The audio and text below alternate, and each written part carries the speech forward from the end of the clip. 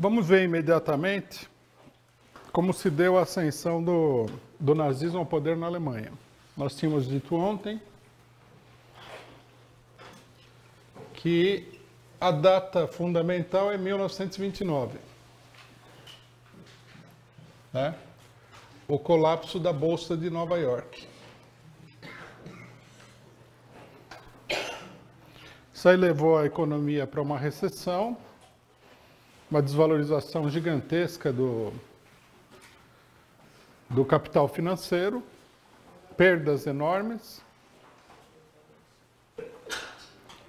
e um desemprego em escala inédita em termos mundiais. Logicamente que em 1929, a burguesia se deu conta de que a situação, que era uma situação de equilíbrio precário, né, no regime parlamentar alemão, ela era uma situação que iria evoluir para uma crise revolucionária e provavelmente a tomada do poder pela classe operária alemã, né, que dessa vez, dada a dimensão da crise, dado o nível de decomposição do capitalismo, a situação não ia ser resolvida. Então, o que acontece aí, o que é? É que a burguesia coloca em marcha o que ontem foi dito, né, que os italianos chamaram de contra-revolução preventiva. Isso aqui é importante, né? Estou usando a expressão deles, não acho que é uma expressão que a gente deveria usar numa análise marxista, mas é importante por quê? Porque existe também o preconceito de que o fascismo sobe ao poder diante do acontecimento, da explosão da Revolução Proletária. Não é assim. Tanto na Itália como na Alemanha, o fascismo subiu ao poder tão logo a burguesia percebeu que a crise se agravava e levaria a uma situação revolucionária. Antes que a revolução se colocasse, né, o fascismo já se colocou antecipadamente para se contrapor à revolução, né? Daí a expressão que foi utilizada de contra-revolução preventiva. Vocês vejam que a burguesia ela tem uma consciência muito aguda do problema, né? Isso daqui serve para nós também porque se na análise... O que foi? Hã? Se na análise da situação brasileira, por exemplo, nós estivermos esperando aí uma grande mobilização revolucionária das massas para que aconteça alguma coisa, que é o que evidentemente está na mente de uma boa parte da esquerda, nós estamos apostando num cálculo, nós estamos fazendo um cálculo absolutamente equivocado. Não tem nada a ver isso aí. Se a burguesia sentir que ela vai perder o controle da situação, né, ela vai tender a se antecipar aos acontecimentos, né? Não há dúvida nenhuma. Por exemplo, vamos dar aqui um exemplo da situação brasileira que muita gente provavelmente não entende, que é o seguinte. Por que que o PT chegou ao governo em 2002? Porque a burguesia permitiu? Não, calma, a pergunta é retórica. Ela não exige necessariamente uma resposta do... Por que que o PT chega... É uma pergunta para vocês fazerem para vocês mesmos. Por que que a burguesia... Por que que o PT chegou ao poder em 2002? Muita gente, naquele momento, quando a gente falava que o governo PT é um governo de frente popular, pensava lá, tá vendo? Não tá. Cadê? Teria que ter uma revolução no Brasil e tal, para colocar o PT no governo. Por que que vão colocar o PT no governo? Mas é fácil de entender. No Brasil não havia nenhuma revolução, mas nós tivemos, em 2001, o Argentinaço. Em 2002, nós tivemos o golpe na Venezuela e a mobilização revolucionária, e nós tivemos a revolução na Bolívia, a insurreição boliviana.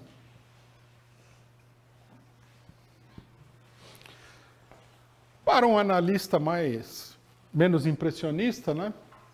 Porque a esquerda brasileira, não sei se vocês já perceberam, eles leem a Folha de São Paulo e eles tiram as conclusões do que diz a Folha de São Paulo, que é uma coisa muito absurda, né? Se você olhar o panorama internacional, você rapidamente entende por que a burguesia levou o PT ao poder. A expectativa deles é que a continuação do governo neoliberal, que não tem base popular nenhuma, governo do FHC, que continuaria, vamos supor, com o José Serra, né, que é um vampiro ainda pior do que o FHC, poderia levar a uma situação revolucionária no país. Quem vai controlar a situação? Por isso a burguesia aceitou que o PT chegasse ao poder. Quer dizer, é um cálculo, né? Hoje em dia, até alguns setores da burguesia falam que o cálculo foi errado. Mas muito provavelmente o cálculo não foi errado. Seguramente não foi errado. Porque a chegada do PT ao governo no Brasil estabilizou a situação política. Inclusive internacionalmente, né? O governo Lula, aparentemente, é um governo sólido, levando adiante uma política bastante conservadora, controlando a situação e tudo mais, né? Controlou-se a situação na Bolívia, com a eleição do Evo Morales. Na Argentina, o peronismo sobe ao poder, a ala esquerda do peronismo sobe ao poder, e se encontra um ponto de equilíbrio na situação internacional, que é resultado da política que foi levada. Aí tem gente que fala, tá vendo? Não teve revolução nenhuma. Mas, na realidade, a manobra era justamente para impedir esse tipo de desenvolvimento. Então, em 1929, a burguesia, logicamente, percebeu que a situação iria sair completamente fora do controle. E aí começa-se, né, a preparação do golpe fascista, né? Bom, uma coisa que a gente deve entender é que, primeiramente, a burguesia busca uma solução ditatorial de compromisso.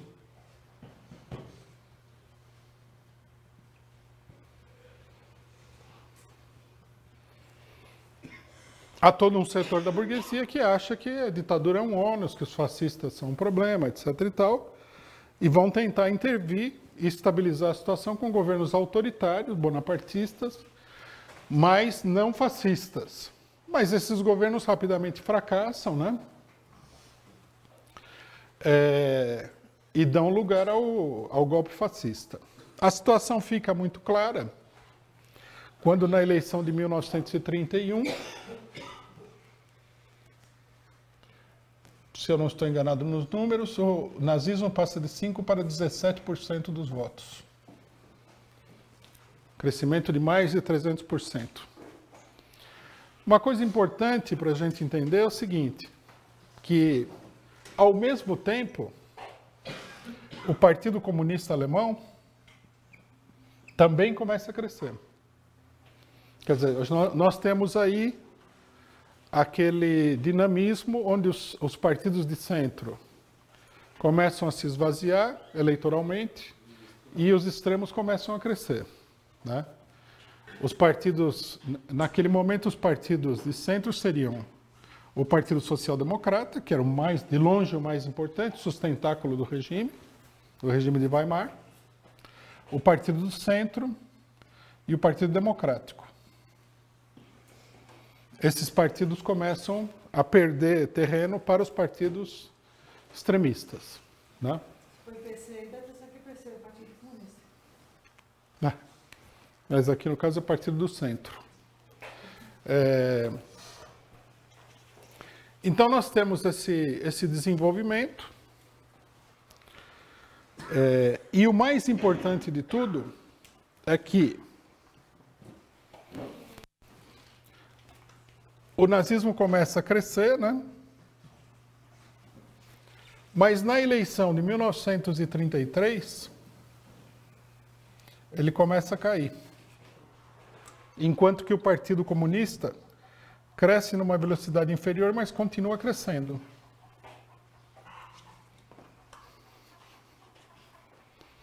Então, Trotsky, por exemplo, que analisou muito de perto a situação, fala que é evidente que o Partido Comunista está crescendo, né? Ao mesmo tempo que o nazismo está se afirmando, mas o problema-chave é que o crescimento do Partido Comunista é muito lento para alcançar, na situação imediata, o Partido Nazista. E ele estava certo. Antes que o Partido Nazista caísse mais, né, que a situação ficasse muito difícil para a burguesia, o presidente da República, Hindenburgo,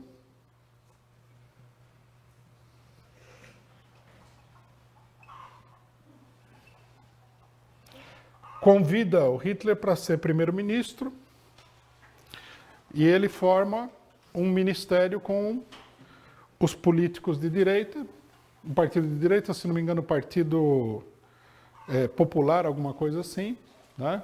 Um partido monarquista de direita. E aí começa o governo nazista. Primeira coisa que a gente deve chamar a atenção é que não teve golpe, não teve nada. Simplesmente foram realizadas as eleições, o presidente tinha que chamar alguém e formar o gabinete ministerial, chamou o Adolf Hitler, formou-se uma coligação de partidos e formou-se um governo encabeçado pelos nazistas. Simplesmente isso daí. Ou seja, tudo na mais completa normalidade democrática, aparentemente, né?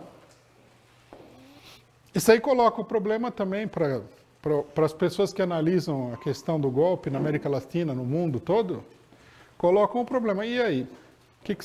Qual seria a posição correta? Aceitar? Falar que tudo estava normal? Ver se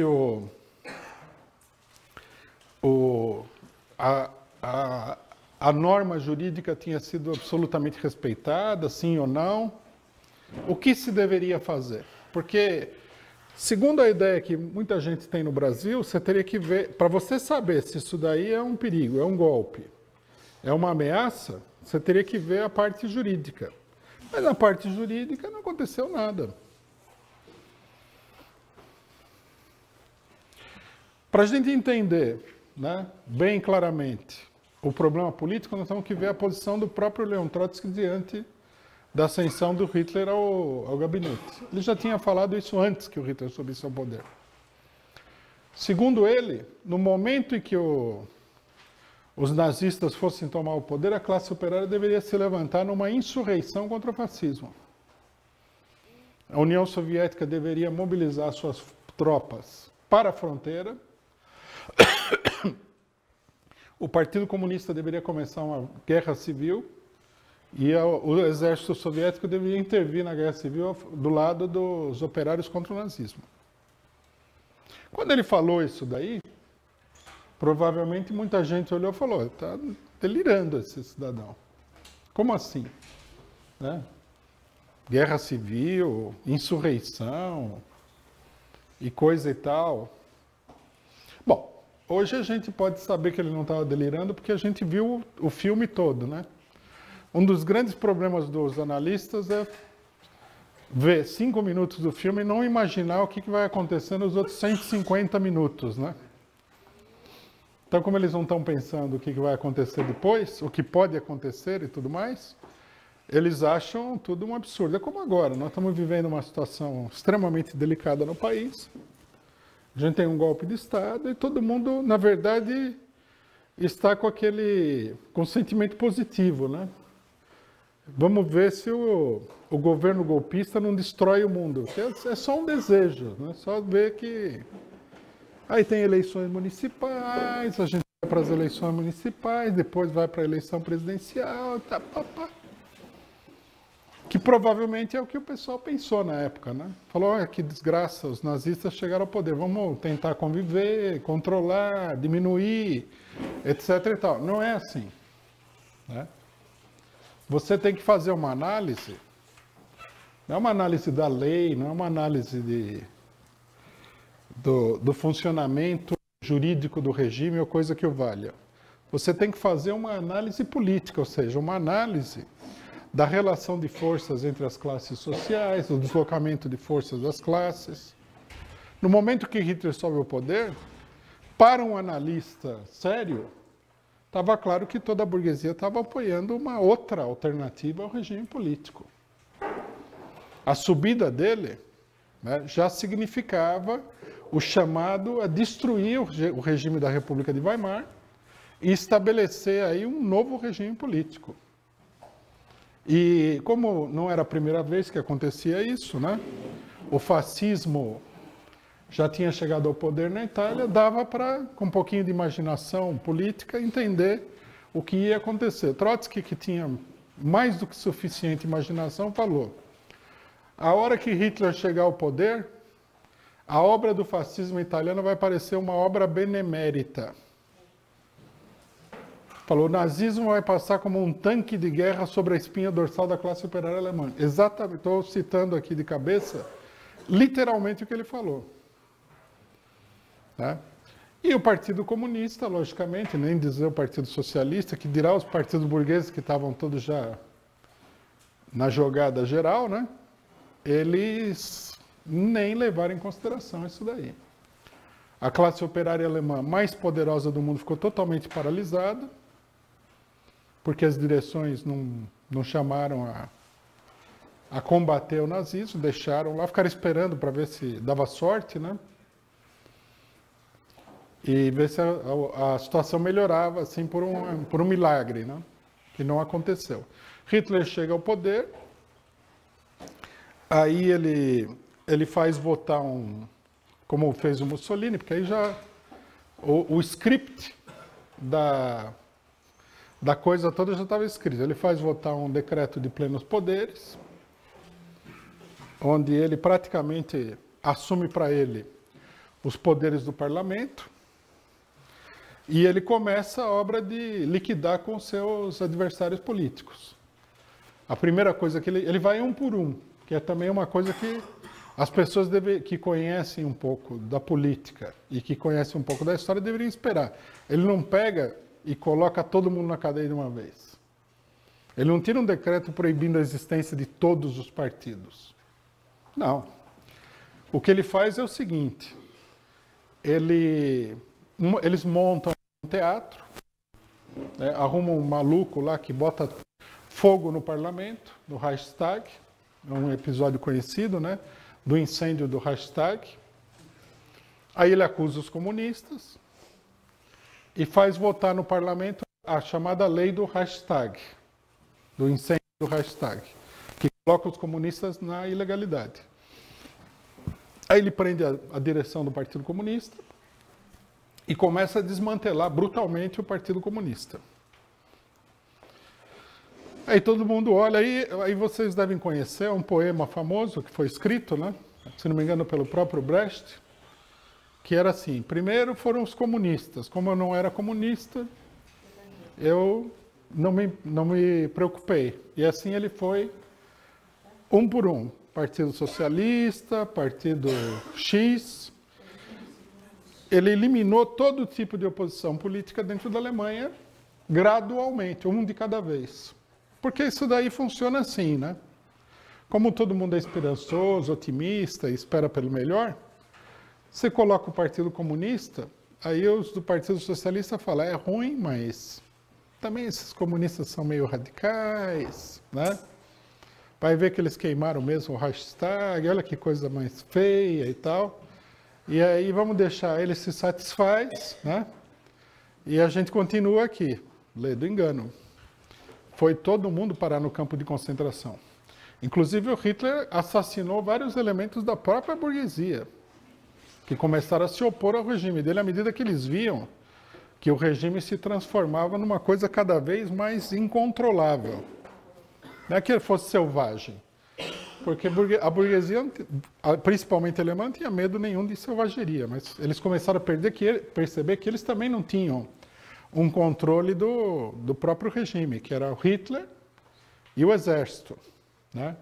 Então, por exemplo, um dos principais apoiadores do Hitler, que era o o industrial siderúrgico, como é que é o nome dele? Hã? O Thyssen. Tinha duas grandes indústrias siderúrgicas na Alemanha que apoiaram a ascensão do fascismo. Thyssen e a Krupp, que hoje é uma empresa que chama ThyssenKrupp. Né? Elas se fundiram. O Thyssen, ele fugiu, a hora que ele percebeu a situação, ele era do Partido do Centro Católico, Partido do Centro. A hora que ele percebeu a situação, ele fugiu da Alemanha e foi assassinado na França. Ele escreveu um livro denunciando o Hitler, que a gente inclusive publicou aqui, é muito interessante de ler. Um dos principais apoiadores do Hitler no exército, que foi primeiro-ministro, o general Schleicher, também foi assassinado pelo Hitler. Quando o Hitler decide se livrar da ala radical, digamos assim, do nazismo, eu vou falar desse episódio, na Noite das Facas Longas, ele mata uma parte do comando nazista e ele mata o general e a mulher do general na casa dele. Quer dizer, ele matou inclusive gente de extrema direita. O pessoal, todo mundo esperando que o negócio fosse ser tranquilo, né? E foi parar todo mundo na cadeia, no campo de concentração. Uma boa parte dos militantes comunistas foram parar no campo de concentração. Imediatamente, eu acho que em 1934, ele abriu o primeiro campo de concentração, se não me engano, Dachau, onde os presos políticos foram colocados. Muita gente fala que os campos de concentração foram criados para os judeus. Não é verdade, eles foram criados para os opositores políticos do regime. Os judeus foram mandados para lá depois. Né? A repressão nazista foi uma repressão esmagadora, né? Para vocês terem uma ideia, tem um livro que eu aconselho o pessoal a ler, que é um testemunho aparentemente de primeira mão, que se chama Do Fundo da Noite. Né? É escrito por uma pessoa misteriosa que ninguém sabe quem ele é exatamente, uma pessoa que estava presa nos Estados Unidos, escreve esse livro alegando que ele foi membro do Partido Comunista Alemão e membro também da Gestapo. E ele narra no livro, detalhadamente, como foi o esmagamento desse gigantesco partido que era o Partido Comunista. Falou que os nazistas, eles fechavam um quarteirão, né? E eles iam casa por casa. Um método que depois foi usado pelas ditaduras militares latino-americanas para combater a guerrilha aqui. Né? Eles iam casa por casa para descobrir todos os esconderijos, os aparelhos, as gráficas do Partido Comunista. Eles desmantelaram mais de 20 gráficas do Partido Comunista Alemão. Gráficas, onde eles faziam jornais impressos. Prenderam a quase totalidade dos dirigentes do Partido Comunista Alemão, que foram mandados para campo de concentração. Eles liquidaram o partido quase que totalmente. Né? Foram milhares de prisões, assassinatos, etc. e tal, tortura. E com muito mais facilidade eles fizeram isso com os outros partidos, que eram partidos que estavam aí, partidos legais. Você prende o pessoal, acabou o partido. Né? Não tem clandestinidade nenhuma, nada. Uma coisa que chama a atenção na ascensão do nazismo na Alemanha é como ele passou, assim, quase que sem luta contra os outros. A classe operária, quando percebeu a situação, se levantou em alguns lugares. Né? O nazismo procurou evitar de se chocar com a classe operária localizadamente, porque era um levante localizado, não era um levante geral. E eles foram, aos poucos, né, pressionando até que esses focos de levante eles foram suprimidos. Mas o Partido Comunista Alemão não reagiu, o Partido Socialista, muito menos. Eles foram deixando passar. E o Hitler, como diz o poema, pegou um por um e foi eliminando todo mundo. Uma coisa importante também que acontece, como aconteceu na Itália, é que quando o Hitler estabiliza o governo e tudo mais,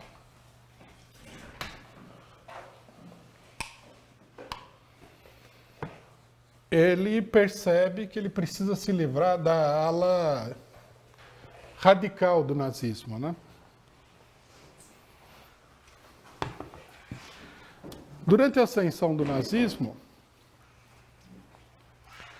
o Hitler copiando Mussolini, né, que tinha as esquadras, os esquadrões nazistas, né, os esquadristas, a gente mostrou o bastão que eles usavam, ele criou também o seu próprio grupo de choque, chamadas SA, que em alemão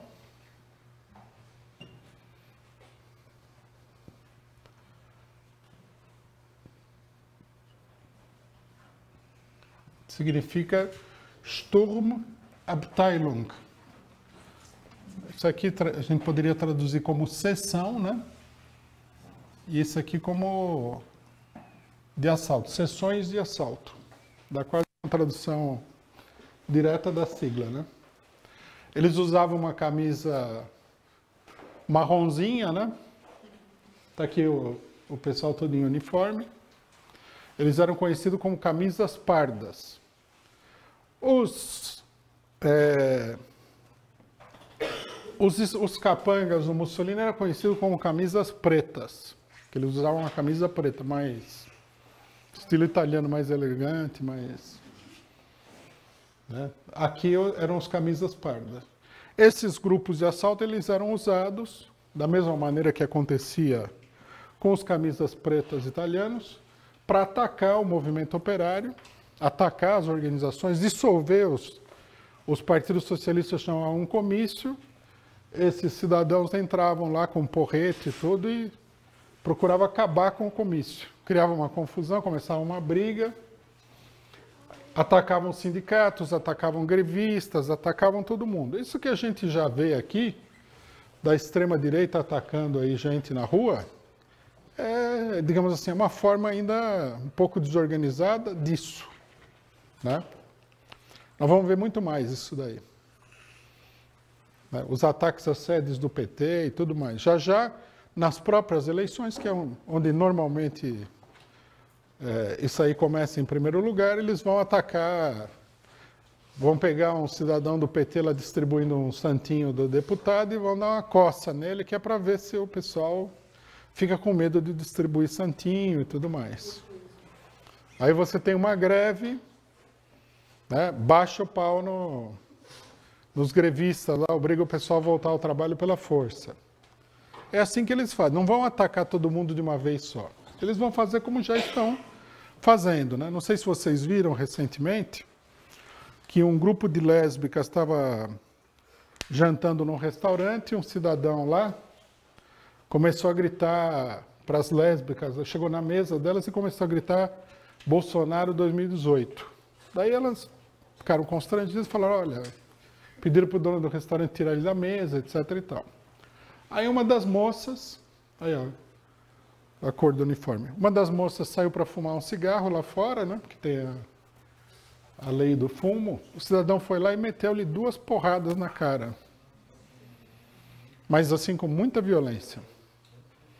Essa é uma política terrorista, de intimidação.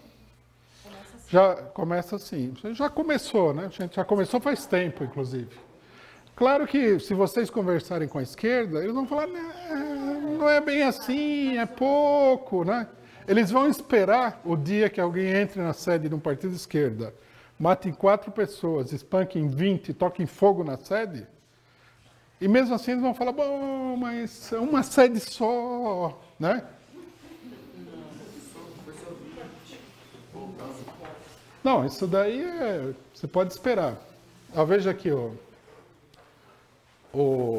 os camisas pardas e tal, em uniforme, né? Isso é antes da chegada ao poder. Eles se organizavam, eles botavam uniforme, eles espancavam judeus, se eles achassem aí, o que na época era mais difícil de identificar, um homossexual, um esquerdista, um membro do Partido Comunista, um membro do Partido Socialista, ou qualquer tipo de pessoa que representasse a opinião vagamente democrático-liberal e baixava a ripa. Era uma política de intimidação muito forte, né? Com essa política de intimidação é que eles vão criando as condições para assumir o poder. Isso aí é muito importante. Bom, uma vez chegando no poder, o que acontece? Hitler olhou e falou, essa turma aí é muito anarquista, muito violenta, como é que a gente vai controlar esse povo? Né? Então, primeiramente, ele criou dentro um destacamento especial, chamado os SS, dentro desse grupo, né? No qual ele selecionou as pessoas mais fiéis a ele. Aí a crise começou a aumentar com a liderança dos SA, né? O líder dos SA, uma pessoa bastante importante na história do nazismo, né? Era um brutamonte chamado Alfred Röhm. Não era Ernest Röhm? Ah, Ernest, tá certo. Obrigado. Ernest, não sei porque eu pensei Alfred. Que era um homossexual confesso na época. Então Hitler, ele começa a desafiar o governo do Hitler porque, logicamente, que esse aqui era um pessoal bem violento, anarquista, etc. e tal, e vê que o que o Hitler se encaminha para fazer é um governo de comum acordo com as Forças Armadas e a burguesia, com os setores que eles queriam derrotar, na realidade, né? Que os setores que tinham dado apoio aos partidos burgueses durante todo esse tempo. Então, no meio dessa crise, Hitler chama uma reunião com todos os chefes da SA, que se reúnem numa espécie de um acampamento, que nem esse nosso aqui, né? Com um laguinho e tal. Tá aqui, ó. O Röhm. E o pessoal tá lá na maior orgia, porque os nazistas eram dados essas orgias, né? Bebendo até cair, drogas, aquele negócio todo que a gente conhece. E na madrugada, os destacamentos especiais, os SS, entram no acampamento e matam toda a liderança dos SA e desmantelam o negócio e integram os SA ao exército. E aí você tem um governo que é uma típica, digamos assim, ditadura militar, né?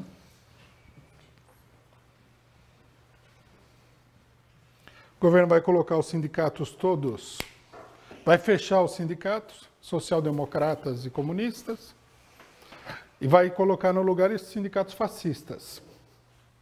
Quer dizer, organizações policiais para controlar a classe operária. Esses aqui são os SS, né? A gente vê aqui o símbolozinho deles.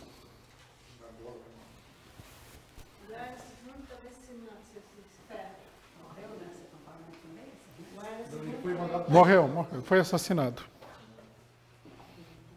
Ele foi assassinado, ele já tinha assassinado um monte de gente também, né? Ele caiu naquela cláusula de quem com ferro fere, com ferro será ferido, né? Foi vítima dessa cláusula aí. Então, que conclusões que a gente pode tirar, né, dessa história? Que o nazismo chegou ao poder com violência, lógico, né?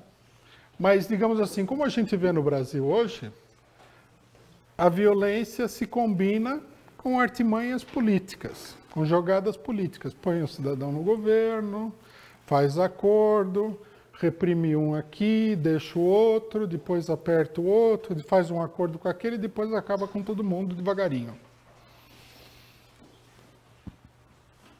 Então, a história que o pessoal está falando, que vocês devem ter visto muito aí, que a esquerda fala assim, não, é golpe palaciano, eu já falei ontem, né? Golpe palaciano, golpe institucional, isso é uma coisa que não existe. O que eles querem dizer é o seguinte, não é nada. O racha do PST, eu ouvi, eles não falam nem que é golpe institucional, eles falam que é uma manobra institucional. Quer dizer, o cidadão não aprende, né? Eles vão ter que ver muita desgraça para tirar a conclusão, se é que eles vão tirar a conclusão, de que isso daí é é bem mais problemático e perigoso do que parece à primeira vista. E devagarinho, com o apoio da burguesia e tudo mais, eles foram consolidando o poder. Por que Trotsky analisou que isso daí era um golpe que a classe operária precisava enfrentar pela força? Não foi pelas características institucionais, foi pela análise da evolução da situação política.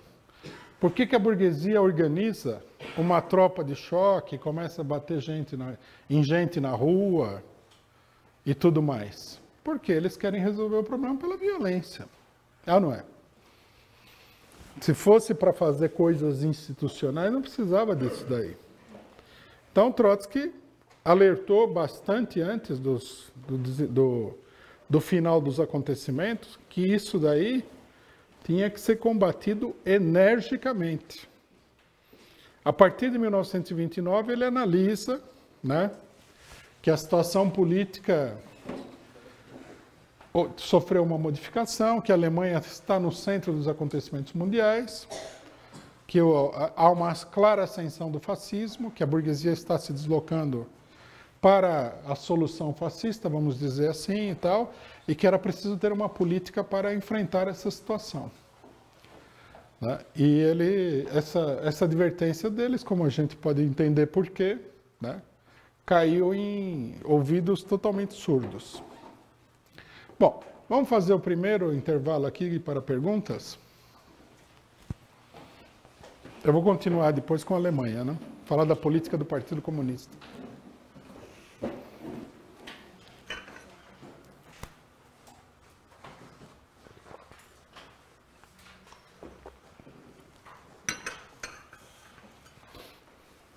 Nada, companheiros? Nenhuma curiosidade? Vamos em frente? Tá.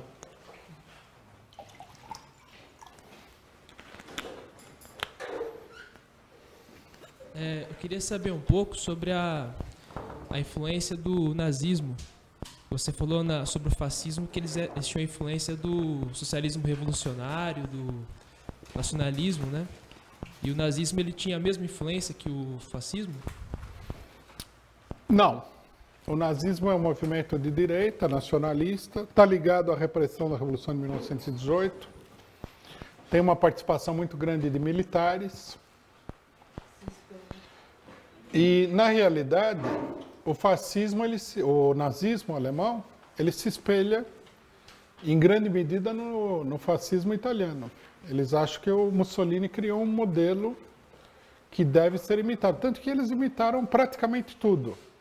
O uniformezinho, né? Fantasia de guerreiro, o símbolozinho. Os italianos colocaram o facho, eles colocaram essa cruz da suástica esquisita. Os italianos tinham um uniforme negro, eles tinham um uniforme pardo. Os italianos faziam um gesto assim, eles faziam um gesto assim, e assim é uma espécie de uma caricatura, né? Dos italianos que já são uma caricatura de alguma coisa. Caricatura da caricatura, né? Inclusive, logicamente, muita gente aponta isso daí, que a extrema-direita é troglodita, caricata, esquisita, louca. São os caras muito estranhos, e é assim mesmo. Mas não quer dizer que porque eles são caricatos, loucos, uns verdadeiros palhaços, que esses palhaços são inofensivos. Eles são palhaços muito perigosos. É palhaço de filme de terror, não é palhaço de circo, né? Porque isso tudo, vamos falar que é verdade, isso tudo é uma palhaçada para impressionar os pobres coitados. Quer dizer, uniforme, eu sou poderoso, grito, desfila. Eles desfilavam com tochas e tal. Faziam toda aquela fanfarronada que a gente conhece muito bem, né? Para impressionar as pessoas. Até porque é um movimento cujo conteúdo ideológico é muito pobre, né? A nação, o sangue, né? O lema do fascismo era... Como é que era? Blut und Boden. Sangue e terra. Deixa eu ver aqui. empolgante. Uma coisa de Tinha um outro lá também, gente... Como é que é? um pouco, um império, Não, tudo bem, mas, digamos assim, o conteúdo é esse daqui, quer dizer, a defesa do sangue alemão, da raça ariana, da terra alemã e tal. O que colocava...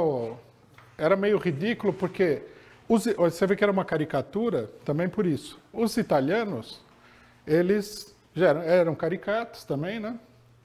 Mas eles lembravam do Império Romano, aquela coisa toda. Tinha toda uma tradição milenar, né?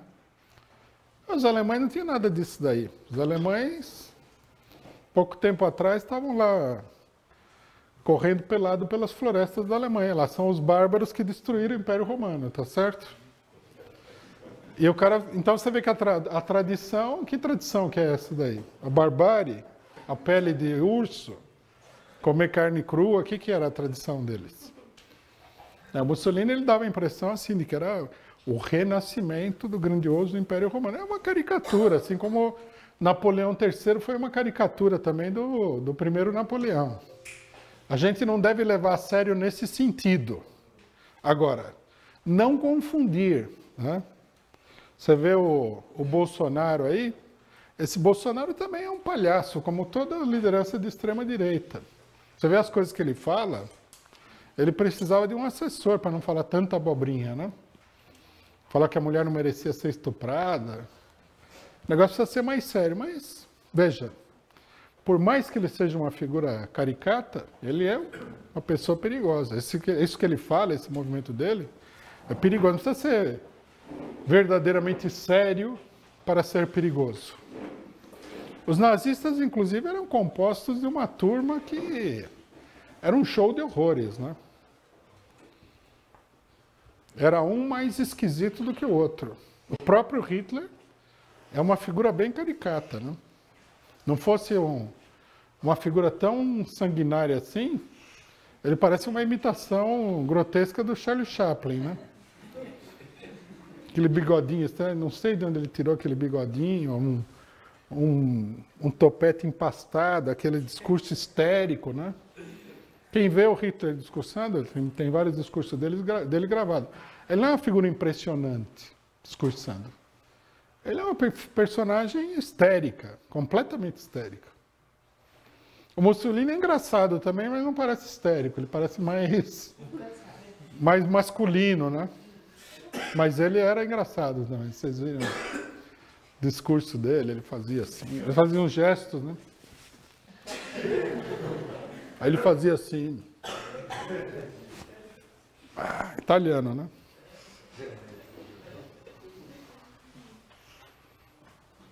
Fala. Rui, vou falar aqui sobre conexões. Na última Universidade de Férias, foi tema da aula do Antônio Carlos. Ele estava falando que foi a ascensão do Partido Comunista na União Soviética. Em 1929, a Rússia, essa crise aí, né, que levou à ascensão do nazismo, a Rússia naquela época tinha uma economia que foi invejável. Por que todos esses acontecidos, essas tragédias, com todas essas desgraças sociais acontecendo na Alemanha, o Partido Comunista da época da Rússia, ele interviu na Alemanha? É o tema da exposição que eu vou fazer em seguida. E com todo esse acontecimento que aconteceu na Alemanha, é possível assim que a mesma conexão que acontece no Brasil, você falou do líder da SA, que era homossexual assumido, e hoje você tem no Brasil aqui, né, inclusive com golpe em andamento, uma direita que, em parte dela, tem pessoas que também que são a favor desses movimentos, inclusive Marcha das Vadias, enfim, como aquele rapaz lá, né, das Brasileirinhas, que vocês conhecem, ele já participou em alguns movimentos a favor disso. E tá lá com esses golpistas. Quem que rapaz que é? Não entendi. É o Alexandre. O Frota. É. Então, assim, essa mesma conexão...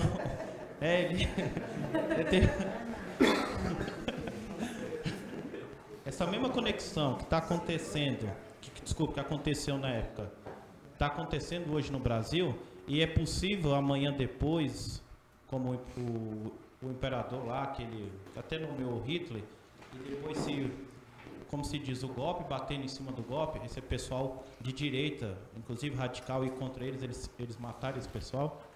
Desculpa, eu não entendi essa pergunta. É porque, veja bem, o que aconteceu na Não, Alemanha... só repete o que você falou por último. É possível eles liquidar esse pessoal que é de extrema direita, tá aí, né, criticando os operários, indo contra tudo, mas eles também, tem gente deles que apoia movimentos, enfim, movimentos gerais, então, de lésbica, enfim.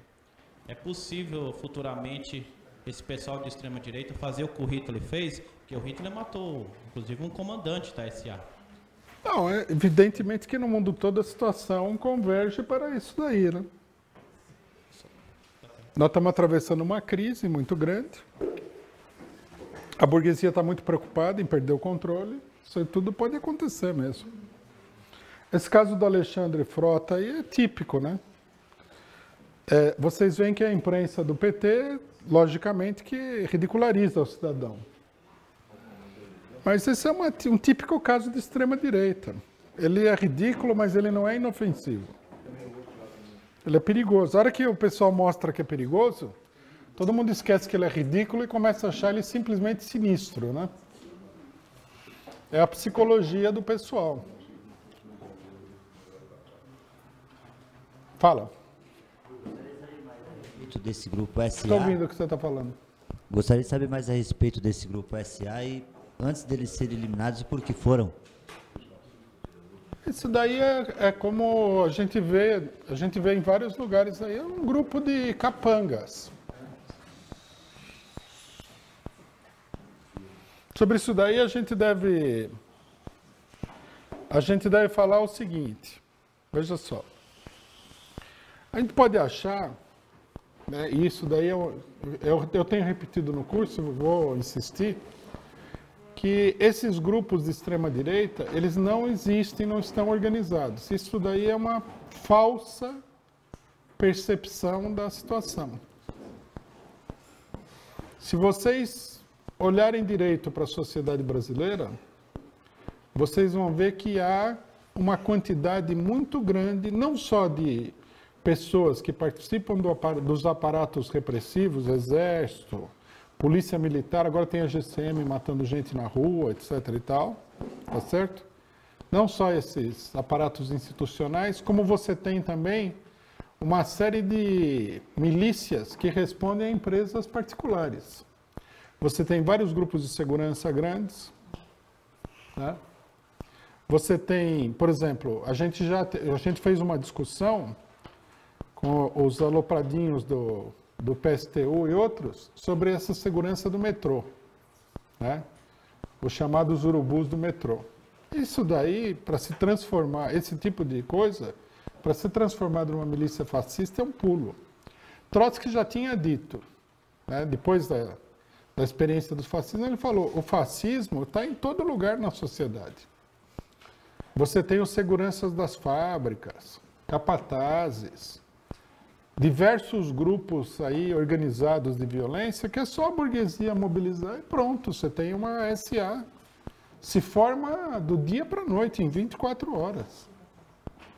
Você não precisa fazer curso de formação. Vocês já imaginaram quanta gente que tem aí que atua na chamada área de segurança? É muito, são centenas de milhares de pessoas. Quer dizer, as milícias, o próprio Trotsky fala isso, as milícias fascistas, elas não precisam ser organizadas, elas já existem. No momento que a burguesia necessitar do fascismo, coloquem isso aí em movimento. Tem que ser oficializado. Hã? Só falta o oficializar só pela parte da burguesia. Oficializar, não. O que falta é ter um objetivo político definido, né?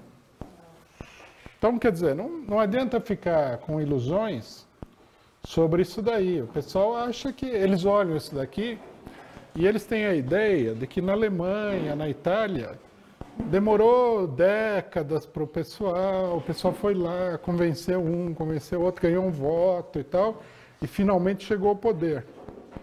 Então você escuta papagaiadas do seguinte tipo: aqui não tem um líder carismático. O líder carismático, você contrata aí uma equipe de publicidade, ele te cria um líder carismático em 4 horas, entendeu? Põe o cidadão na televisão, arruma um uniforme, contrata um compositor, aí o cara faz um hino, entendeu? O povo sai na rua. A gente tem que... aconteceu no Brasil durante o regime militar? Aconteceu. Isso aí foi falado ontem. Ontem, os regimes militares da América Latina, todos eles se apoiaram já na formação de milícias, que atacavam o pessoal.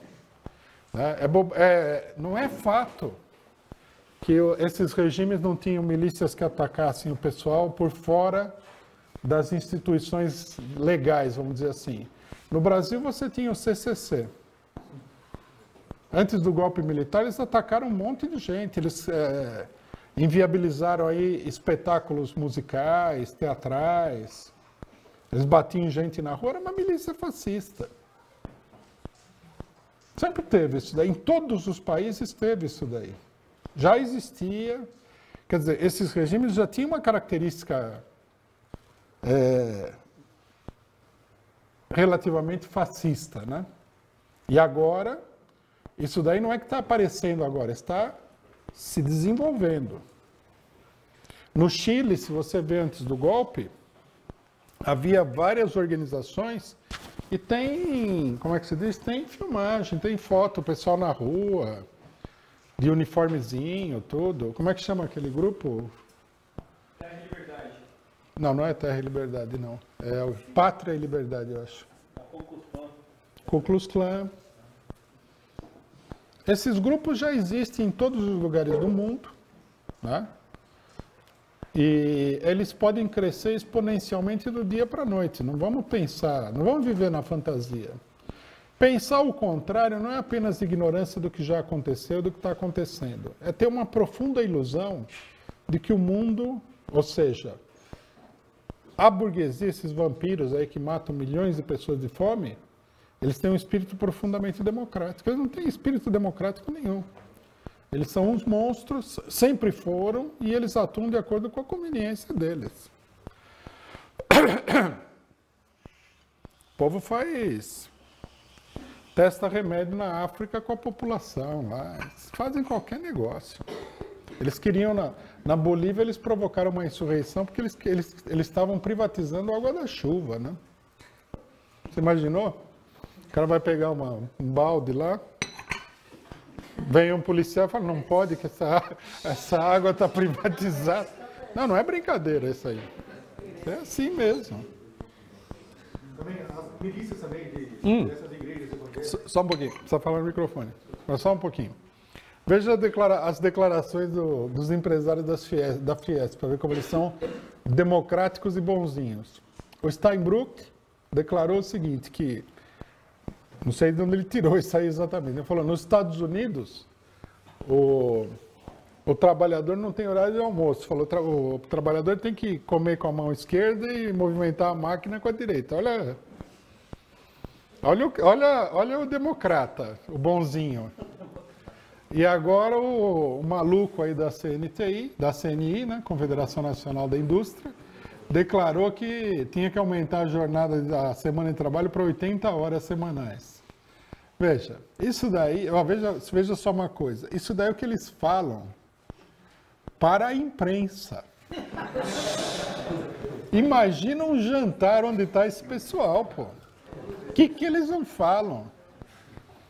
Outra coisa também, para vocês sentirem o drama. Um jornal, aí eu acho que a gente publicou uma matéria sobre isso, publicou uma reportagem falando da opinião de dezenas de pessoas muito influentes sobre a questão populacional. Então, era assim, chefe de empresa multinacional, o marido da rainha Elizabeth, da Inglaterra e tal. Então, o marido da rainha Elizabeth falava assim, que o ser humano a humanidade é uma praga dentro do planeta, que precisaria exterminar uma boa parte antes que eles destruíssem o planeta. Ó. Tinha gente que falava assim, o ideal é que a população mundial fosse reduzida para, no máximo, 300 milhões de pessoas. Quer dizer, tamanho dos Estados Unidos, o resto do mundo desapareceria, segundo ele. Vocês estão vendo quem são essas pessoas? E não vamos acreditar nos outros que não fazem essas declarações absurdas, porque os que não fazem é porque eles são fingidos, políticos, então eles falam outra coisa, mas são pessoas extremamente perigosas, todas elas.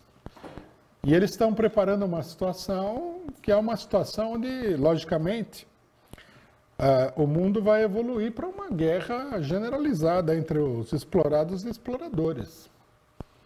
Esse negócio, essas tendências de extrema-direita, isso é uma declaração de guerra contra a humanidade. Por isso a gente tem que tomar consciência de que a situação é assim e não viver em fantasia. Aí alguém fala, pode ter um intervalo aí? Tudo pode acontecer porque a história é difícil de você prever passo a passo. Mas, em última instância, a coisa caminha para isso daí.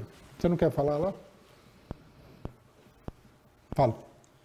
Eu queria que você fizesse comentário sobre essa questão da falência do regime, porque durante essa transição do poder que os nazistas assumem, existia essa tendência dentro do processo eleitoral onde os extremos estavam aumentando, entendeu?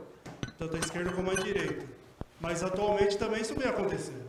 Numa parte da Europa, onde grupos de extrema esquerda como de extrema direita também vem aumentando também.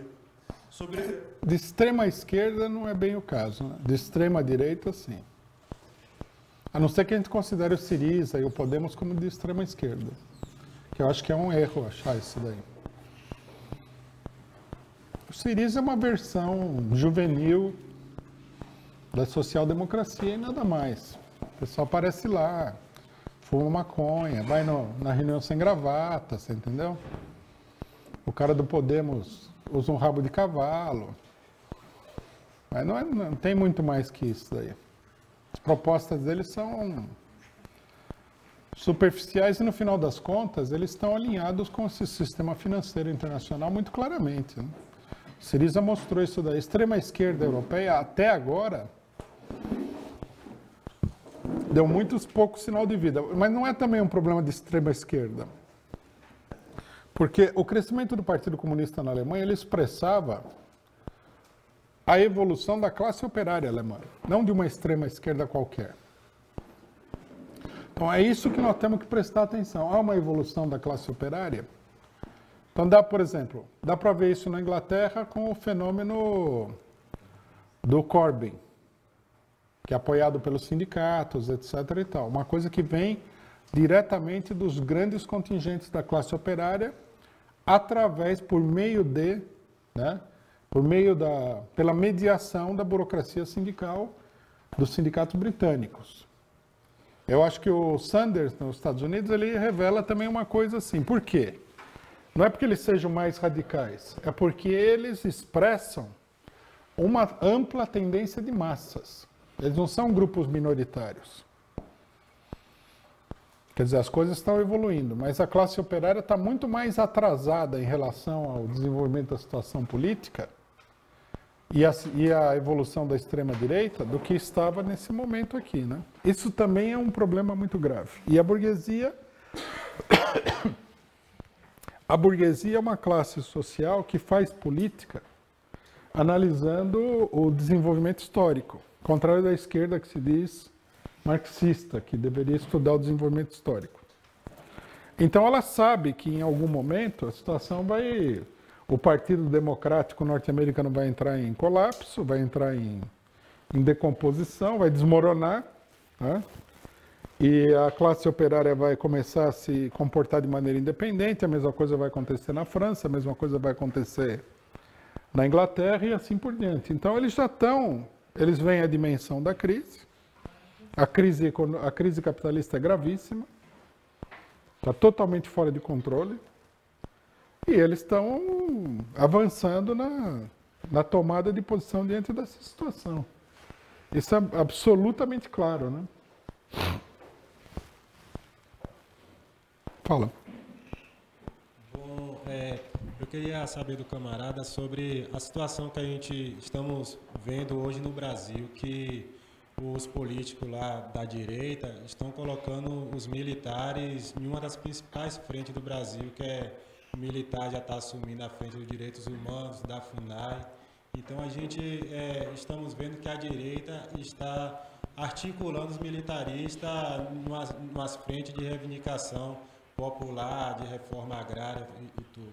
Então, é possível que de um golpe parlamentar a direita esteja arquitetando os militares para um possível golpe militar no Brasil, porque a gente já estamos vendo aí que a mesma coisa que aconteceu na Alemanha está acontecendo no Brasil, que várias milícias já estão se juntando para deter as ocupações, várias milícias estão se juntando aí para reprimir os movimentos populares.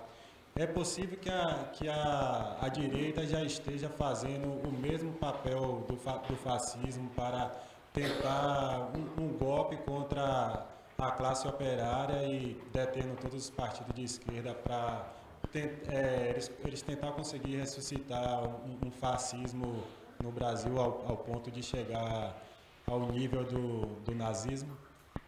Bom, é o que nós estamos explicando. Está acontecendo isso daí. E os militares, eles participam do golpe, né? O pessoal que... Teve gente aí nesse período anterior, nesse 1 ano e pouco anterior, que jurou de pé junto que os militares não tinham nada a ver com essa situação, né? Agora, de repente, misteriosamente, e ninguém... Os super inteligentes que explicaram que os militares não tinham nada a ver, também não explicam isso daqui. Agora os militares estão em tudo quanto é lugar. Estão na FUNAI, criou o gabinete de inteligência da não sei o quê, etc. e tal. É lógico que os militares estão na jogada. Inclusive tem a declaração, né, que se houver uma resistência ao golpe, os militares vão intervir, logicamente. Bom, você está aí de novo? Não complementa a pergunta dele. Fala. Coisa que eu também, eu atuo em movimentos sociais, né?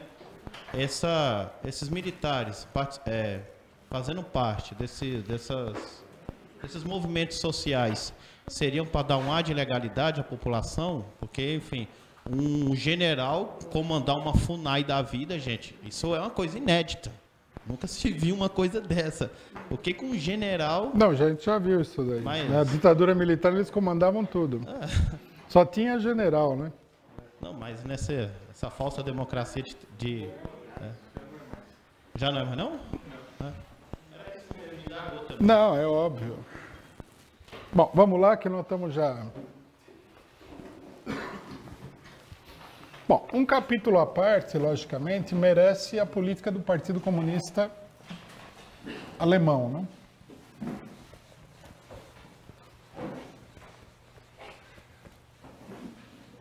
Para a gente ver que a gente pode aprender muito lendo, conhecendo a história pré-Grécia.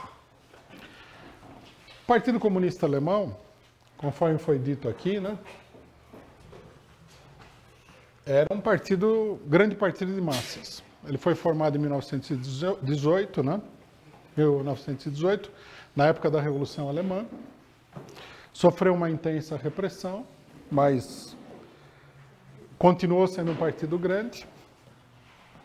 Em 1923, o Partido Socialista Independente, que é um racha do Partido Social Democrata, a maior parte desse partido racha e vai para o PCA, que chega a ter 1 milhão de militantes.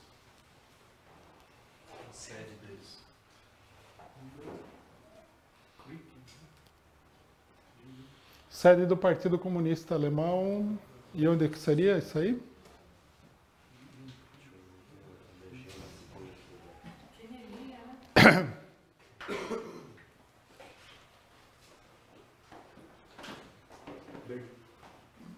Berlim, quer dizer, a sede principal, né? Então aqui a gente vê, né?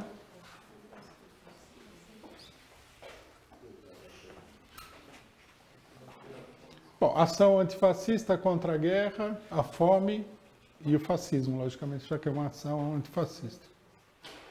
Comunistas, KPD, vote, né? Ali, lista 3. Bom, daí, por ver o tamanho da sede, você dá para perceber, né? Que isso aí era um partido muito respeitável, né? Bom, esse partido, logicamente, primeiro vamos esclarecer algumas coisas. Não era um partido de esquerda, como a gente, por exemplo, a gente chega hoje e vê aí o PSOL, não era um PSOL. Era um partido, em primeiro lugar, mais ou menos do tamanho do PT, eleitoralmente um pouco menos, né? Só que com uma diferença, era um partido muito mais bem organizado. Os trabalhadores participavam diretamente no partido, quer dizer, o PT é um partido bem menos organizado do que era o Partido Comunista. O PT é um partido de parlamentares, o Partido Comunista era um partido militante, tinha um programa bem mais definido, os militantes tinham uma maior formação, tinham o apoio da União Soviética e tudo mais. Um partido decisivo na situação alemã. Aí o cartaz, né, do Partido Comunista na eleição, acabar com esse sistema parlamentar, né? E ele representava o setor avançado da classe operária, ao mesmo tempo que o PSD, Partido Social Democrata, representava o setor mais atrasado e conservador da classe operária.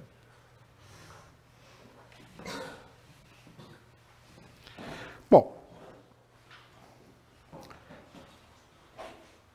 um pouco antes da crise alemã, no final da década de 20, os gênios da União Soviética Stalinista, eles fazem uma análise, entre aspas, de conjuntura internacional, que dizia o seguinte, isso eu acho que é a partir de 27 e 28, que você tinha, na situação, tido um primeiro período, que era um período revolucionário, que ia de 1917 a 1924.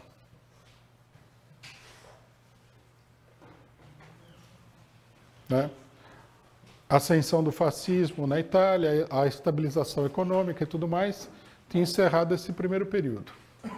Aí a gente tinha o segundo período, iria de 1924 a 1928, que era um período de estabilização do capitalismo mundial, e que a partir de 1928 o mundo tinha entrado num novo período revolucionário, que seria o terceiro período nesse esqueminha que eles montaram, né? E aí, o que não estava em si, essa sistematização, embora seja uma sistematização um pouco esquemática demais, ela não estava absolutamente errada, né? A situação mundial estava entrando mesmo num período revolucionário. Mas eles tiravam conclusões arbitrárias da existência desse terceiro período. Então eles diziam o seguinte, que o terceiro período era um período da revolução iminente.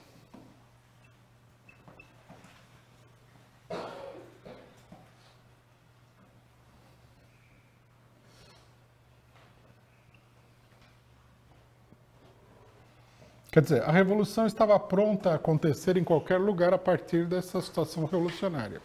Isso é uma teoria que aparece inúmeras vezes na história da esquerda dita revolucionária. Até no Brasil já teve essa teoria da revolução iminente, que é uma teoria meio anarquista, né? De que, assim, se você acender o pavio, a coisa explode. Coisa que nunca é assim. Tudo depende de uma preparação, de uma avaliação e tudo mais. Aí eles tiram a conclusão de que, nesse terceiro período, você precisa de uma política muito revolucionária. Então, eles tiram a conclusão, primeiro, que todas as forças que não fossem o Partido Comunista, todas elas são de direita, inclusive o Partido Social Democrata. Segundo eles, existe uma fascistização dos partidos políticos. E todos os partidos burgueses são fascistas, segundo eles. E, inclusive, a social-democracia é fascista, que eles chamam de social-fascista, né? Se fosse hoje no Brasil, eles diriam o seguinte, que não é de esquerda, é de direita.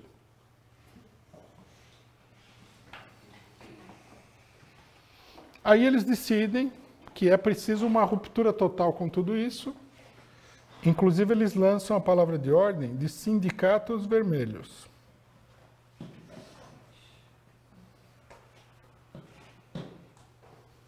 Quer dizer, é preciso abandonar os sindicatos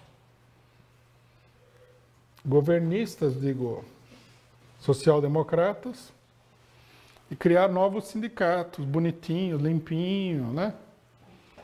Sem nenhuma mancha dos partidos que, na verdade, até certo ponto é real isso daqui, né? São partidos que sustentam o regime político em vários países mesmo. Na França, na Alemanha. Na Alemanha, o Partido Social Democrata, bem mais do que na Itália, Espanha e em outros lugares, é a coluna vertebral do regime político de Weimar. Tá? Então, são partidos que estão no governo, papapá, de direita, social-fascistas, tem que criar novos sindicatos, etc. e tal. Se a gente olhar essa parafernália ideológica aqui, rapidamente nós vamos ver que isso aqui é a política dos nossos amigos do PSTU no Brasil e outras organizações menores de esquerda, não é? Igualzinho, sem tirar nem pôr. Não tem nem originalidade. Mudando um nome, um nomezinho aqui, outro nomezinho ali, é a mesmíssima política. Política, inclusive, que não é só da ala dita trotskista. O PCB também tem essa política. Tem dezenas de grupos que pensam isso daí, né? Isso daí Trotsky analisou esse problema, né?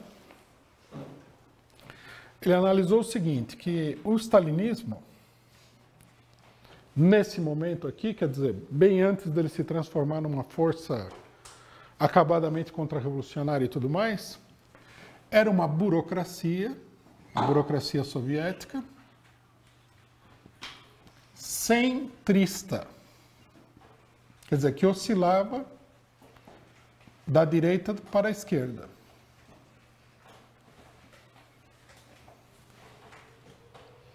E essa posição aqui, ela corresponde a uma oscilação bastante brusca. Depois da morte de Lenin, né, a burocracia soviética adota uma política centrista oportunista.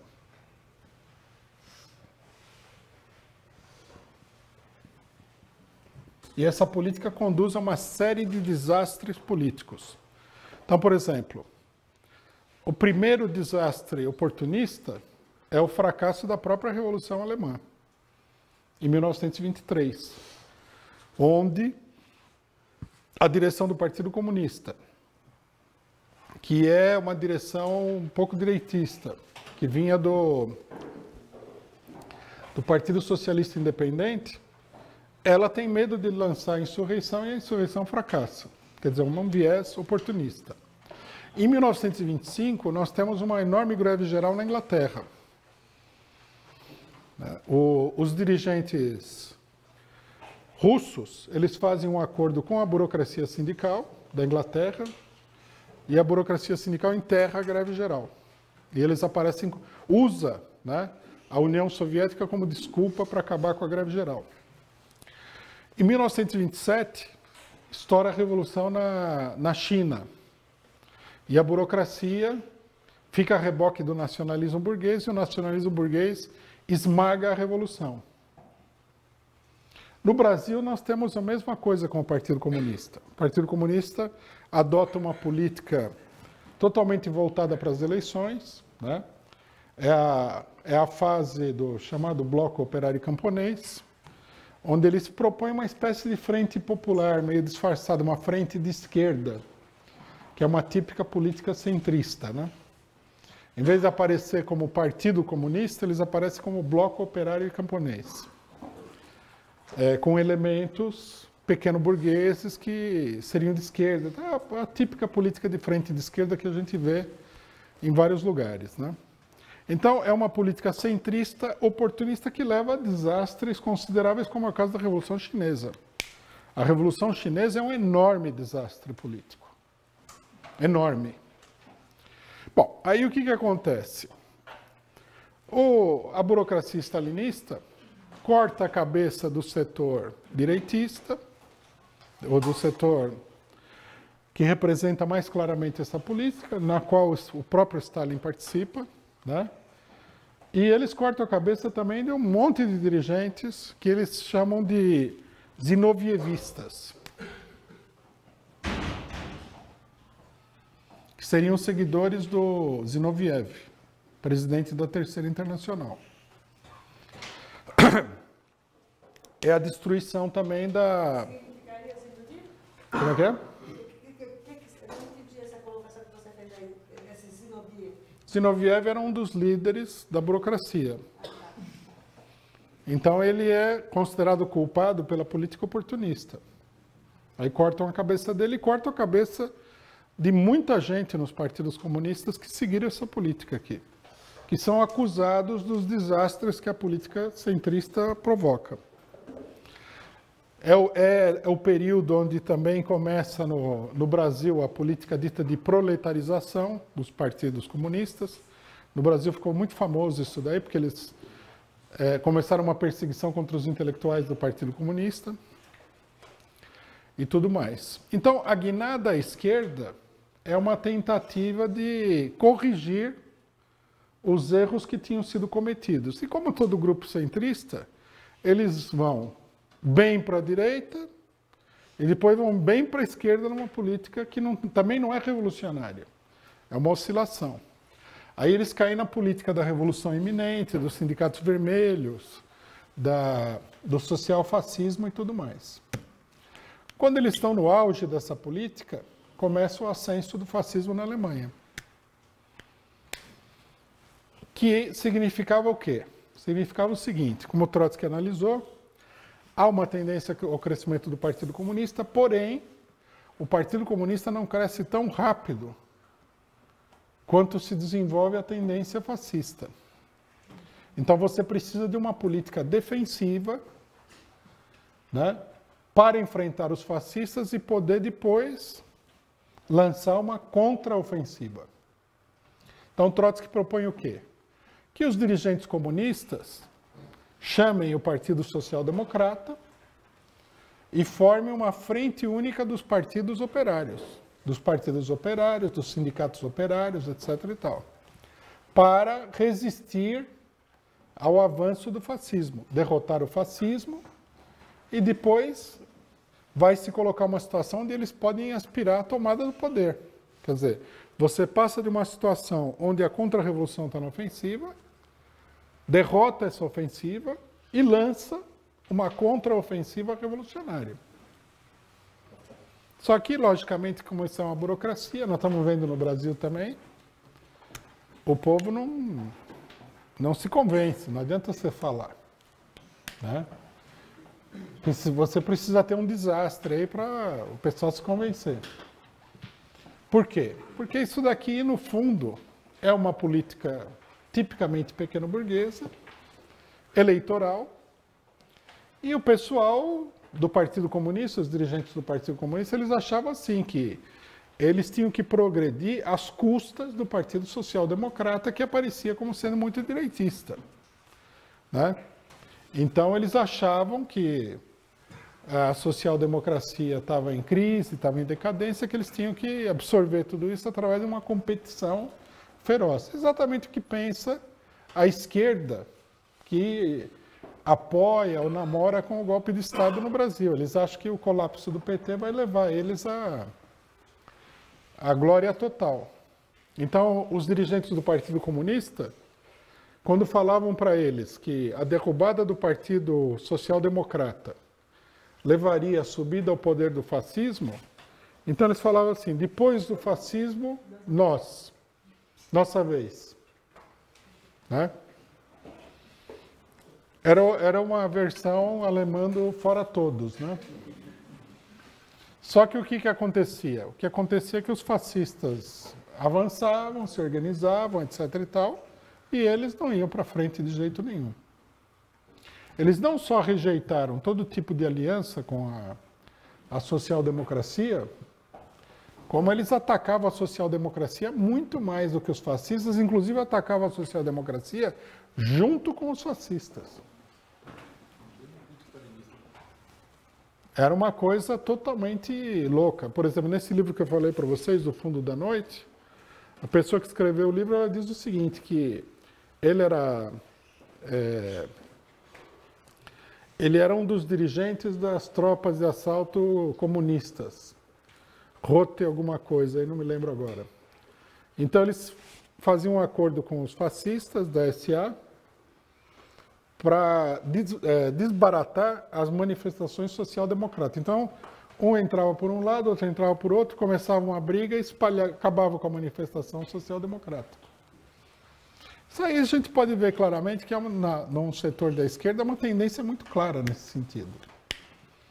Eles acham que o problema é o PT, não tem golpe de Estado, não tem nada, é exatamente a mesma política. Por isso daí vocês veem que não é nenhuma peculiaridade, é uma mentalidade política tipicamente pequeno-burguesa. A diferença, felizmente para nós, é que no Brasil o PSTU é uma titica de galinha.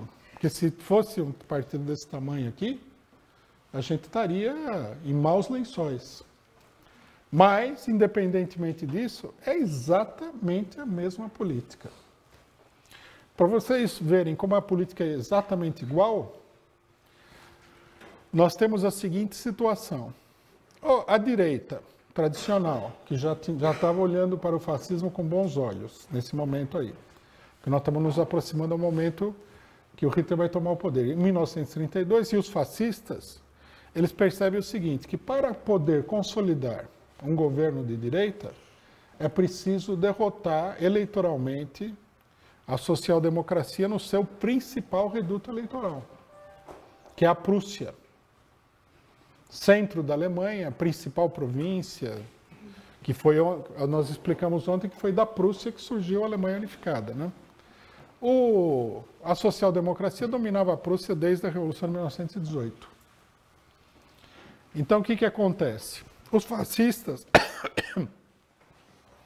eles chamam um voto de desconfiança, um plebiscito, dentro do parlamento, eles aprovam a realização de um plebiscito para derrubar o governo da Prússia, que era social-democrata, né, que eles chamam de plebiscito marrom, alguma coisa assim.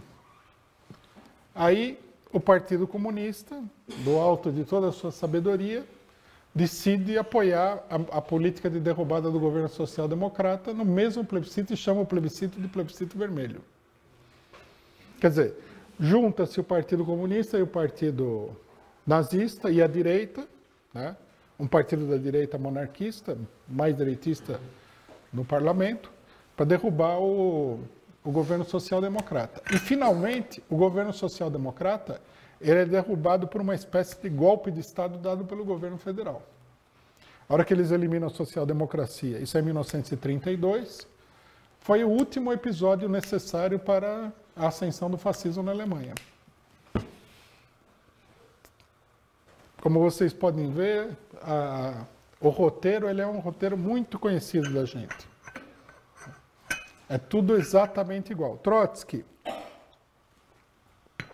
analisando a situação na Alemanha, ele escreveu uma série de artigos, que está no livro Revolução e Contra-Revolução na Alemanha, onde ele mostra que essa política é uma política não apenas criminosa, como também suicida. Que eles vão fazer com que o fascismo chegue ao poder, o nazismo chegue ao poder, e mais ainda, é uma política totalmente capituladora diante da extrema-direita. ele analisa isso, mas ele mesmo não acredita quando o Hitler sobe o poder e ninguém reage. Ele mesmo fica espantado. Ele fala assim, não é possível que esse pessoal seja tão louco que mesmo quando o Hitler chega ao poder, eles não reajam. Mas efetivamente é isso que acontece. E está acontecendo aqui, felizmente, numa escala muito menor, né? Apesar de que, lógico, isso aí, o PT seria, nesse filme aqui, o PT faria o papel de Partido Social Democrata, né? O PSTU, felizmente, não faz o papel de Partido Comunista. Outra coisa muito boa é que a insistência nessa política levou o PSTU ao colapso, né?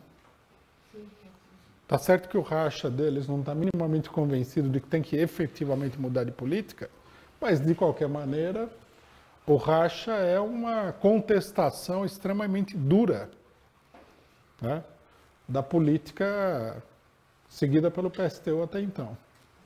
Vocês podem ver aqui que a política da esquerda pequeno-burguesa no Brasil, de uma parte da esquerda pequeno-burguesa, né, porque aqui também a social-democracia é uma espécie de esquerda pequeno-burguesa. E o Partido Comunista também é uma esquerda pequeno-burguesa do ponto de vista da sua direção. Do ponto de vista do partido, o partido é um grande partido operário. No Brasil, a gente vê uma repetição disso tudo. A esquerda pequeno-burguesa social-democrata, ela luta com meios parlamentares. Procura sustentar o regime parlamentar que está em frangalhos, está desmoronando. E a esquerda radical, né, se alinha com a direita para derrubar o regime parlamentar no momento em que a ofensiva está totalmente com a direita, não com a esquerda. Isso aqui é muito significativo, né? A gente tem que levar em consideração esse problema cuidadosamente. Nós tivemos aqui esse problema dos sindicatos vermelhos, né? Que precisa romper com a CUT, construir outros sindicatos, etc. e tal, outras federações sindicais, o que serve em grande medida apenas e simplesmente, no caso brasileiro, para fragmentar o movimento operário e mais nada.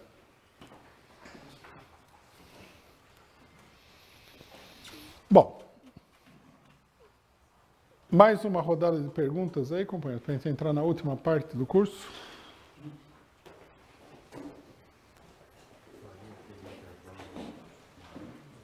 Vamos fazer agora o intervalo.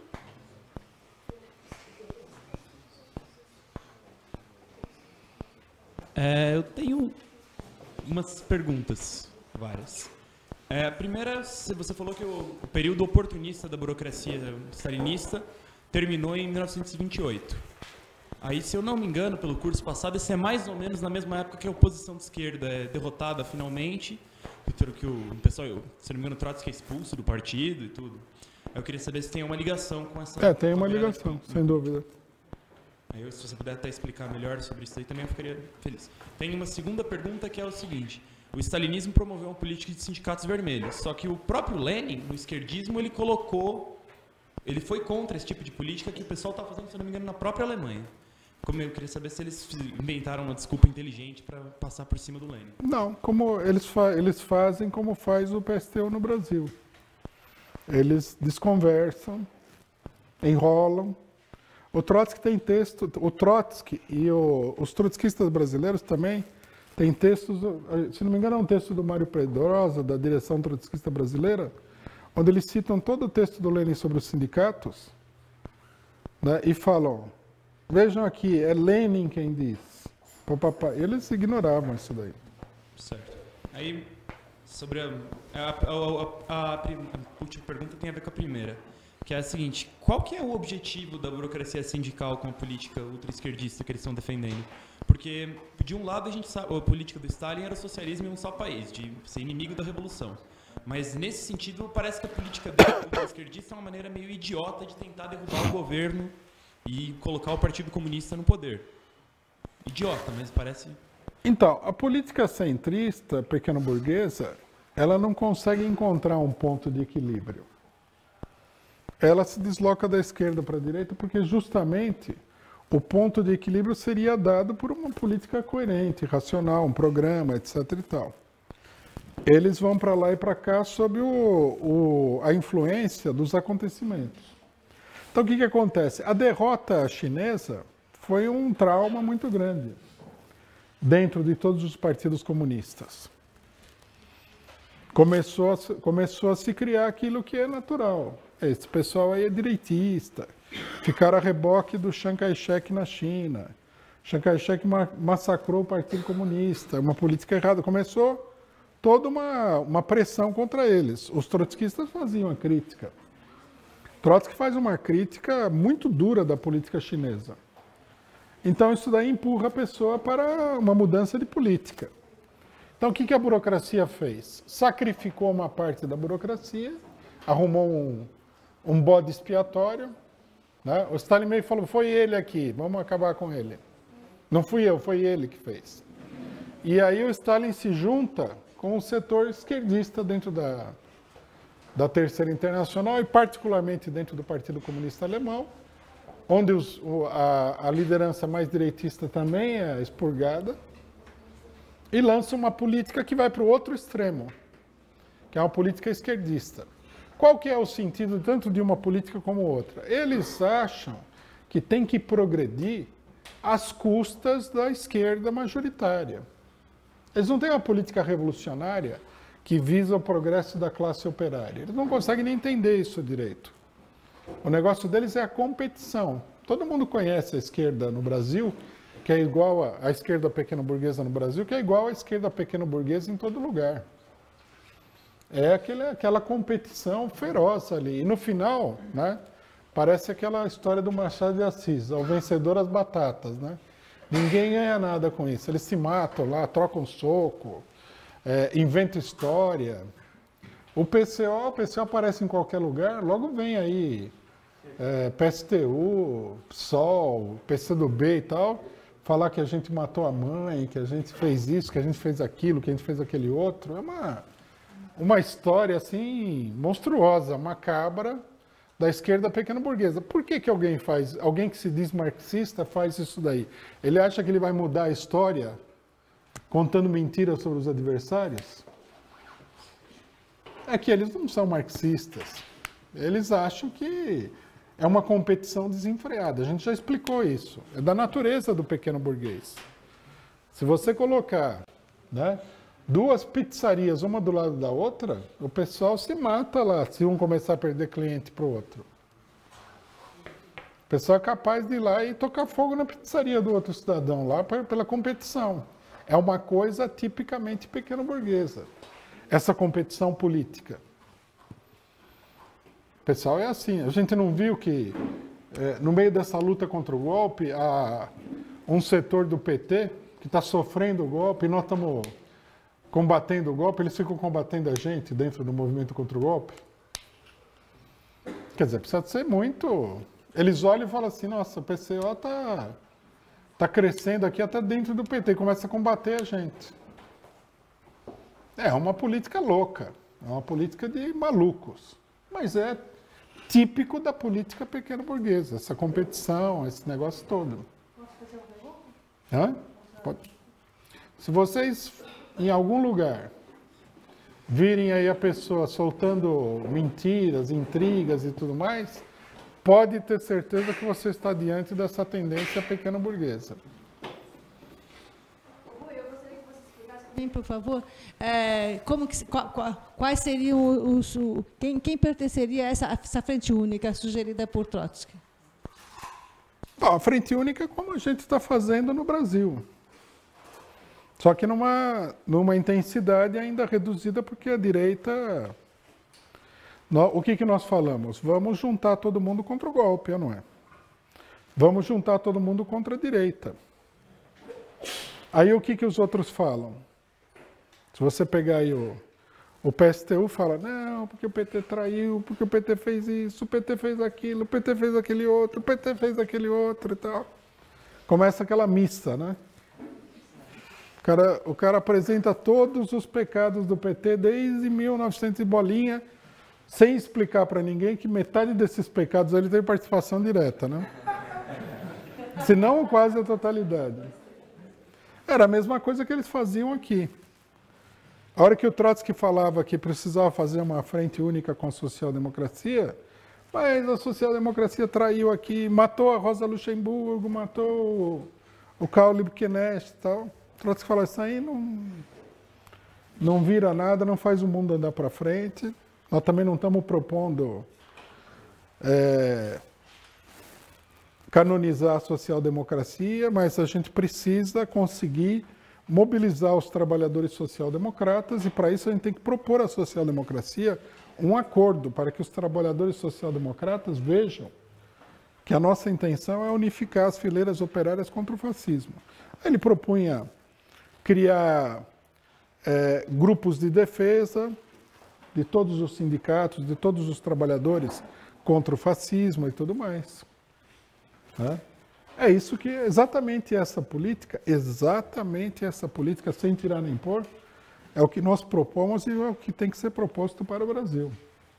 A competição de tipo pequeno burguês, de ficar desfiando aí o rosário dos crimes dos outros, não vai defender ninguém da direita. Nós não vamos esquecer aqui tudo que o PT e o PCdoB fez. Mas não é isso que está em questão nesse momento. O que está em questão é derrotar a direita. O inimigo comum. Também nós não vamos nos juntar aí para defender a política maluca do PT. Nós não estamos para defender a política do PT. Mas nós queremos formar uma frente única de luta contra o golpe e contra a direita. Você vê, esse grupo que rachou com o PSTU, eles continuam com a mesma mentalidade sectária, esquerdista. Eles falam assim, vamos formar uma frente com a frente Povo Sem Medo. Não pode ficar junto com o PT, porque, você sabe, eles são muito puros, né? A virgindade deles vai ficar afetada se eles entrarem numa frente com o PT. Os caras já fizeram tanta bandalheira aqui, agora eles querem passar por... Ainda por cima tem a campanha da direita, né? O que pesava para o Partido Comunista Alemão também. A campanha da direita pesa para esses super-revolucionários. Então, por exemplo, o Trotsky critica porque os fascistas falavam em revolução popular. Não sei se vocês sabem, no nazismo tudo era povo, né? Volks. Povo disso, povo daquilo, povo daquele outro e tal. Então, os nazistas falavam que eles queriam uma revolução popular. Volksrevolution. Aí o que acontece? O Partido Comunista Alemão, super radical, inimigo da social-democracia até a morte, começa a falar em revolução popular. Então o Trotsky fala, vocês estão imitando o fascismo. Esse é absurdo, vocês vão acabar fortalecendo o fascismo desse jeito. Vocês não vão roubar a audiência. Vocês vão fortalecer, que é o que a esquerda aqui faz. Eles querem ver quem denuncia mais a corrupção, se é a Luciana Genro ou o Sérgio Moro. O que vocês acham dessa competição? Vão ganhar muito, né?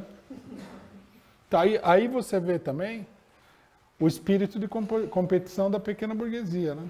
Eles olham e falam assim, nossa, a direita está ganhando todo mundo com a corrupção. Eles falam isso abertamente. Nós não podemos deixar a bandeira da corrupção na mão da direita. Só que tem um problema. A bandeira da corrupção é da direita.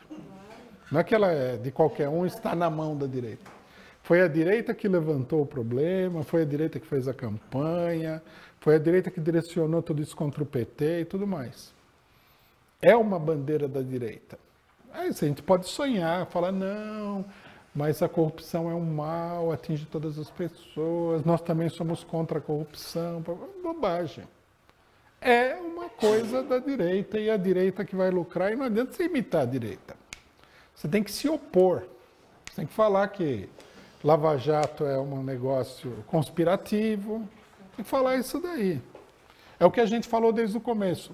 O PT é corrupto? Provavelmente. Qual governo que não é corrupto? Eu não sei. O que a gente deve dizer assim, eu não sei de nada. Não estou lá dentro. Não vou acreditar também no que fala a Folha de São Paulo, Estado de São Paulo, a Rede Globo. Eu não sei nada. Também ninguém provou nada. Tem esse pequeno detalhe, né? Agora, se for também, o que significa isso? Que a direita é infinitamente mais nociva nesse sentido do que qualquer esquerda. Não vamos entrar nessa seara que isso aí é uma besteira. A gente falou desde o começo, a campanha contra a corrupção é uma campanha da direita. Eles tinham essa mesma ideia, eles imitavam o fascismo. Eles viram que o fascismo tinha popularidade, porque o pequeno burguês é assim, ele fica de olho e tal. Se um negócio dá popularidade, ele corre atrás e tal. Ele vive sempre correndo atrás dos outros. É exatamente isso. Bom, mas, fala. Pode ser respondido também no outro momento. É só para não esquecer que eu já ia perguntar isso ontem sobre a Itália. Mas a influência do fascismo sobre os estudantes e a universidade, o movimento estudantil junto, porque na faculdade eu li texto que na Itália teve um movimento bem grande assim dos universitários, e na Alemanha você falou que nem tanto assim, foi mais militar, mas só para saber.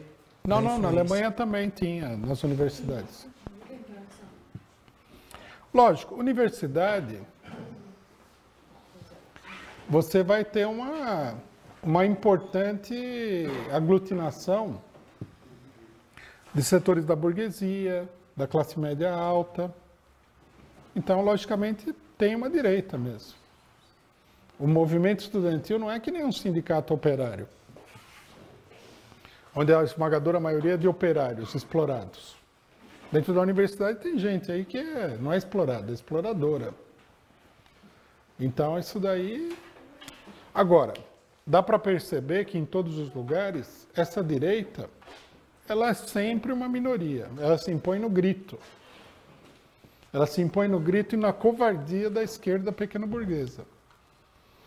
Eles começam lá a gritar e a esquerda enfia o rabo no meio das pernas. E aí eles tomam conta do negócio. Você vê, esse negócio que eles fizeram na UNB. Entraram lá, gritaram, bateram em alguém, etc. e tal. O correto seria a esquerda na UNB se organizar e dar um cacete nesses direitistas aí. Aí fica todo mundo chorando, ai, é a cultura do ódio, nós temos que ter a cultura do amor. Se a gente for com a cultura do amor, nós vamos apanhar muito, viu?